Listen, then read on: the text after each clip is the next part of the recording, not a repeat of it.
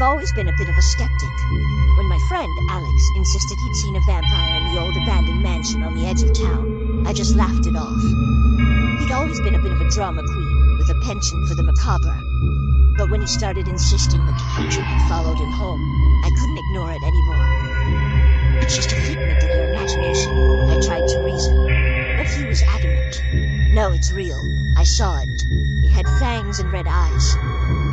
Intrigued, yet still doubtful, I agreed to accompany him to the mansion.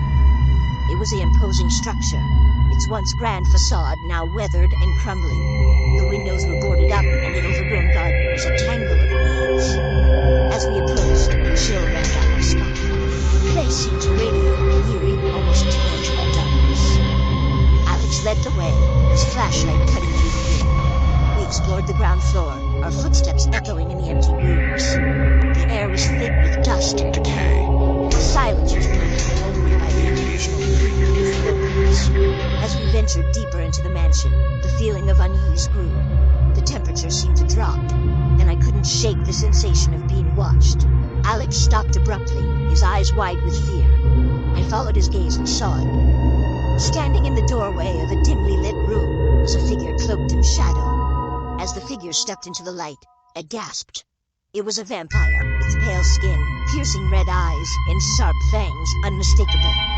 Panic surged through me as the creature lunged.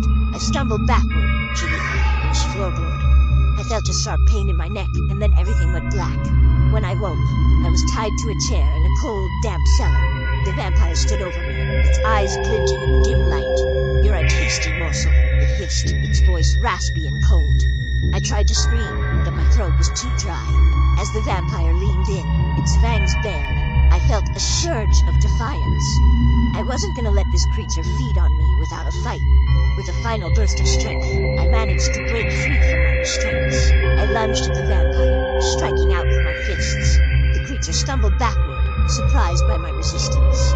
Seeing an opportunity, I ran for the cellar door. I could almost taste freedom. But as I reached for the handle, the vampire grabbed my ankle. I fell to the ground, screaming in pain.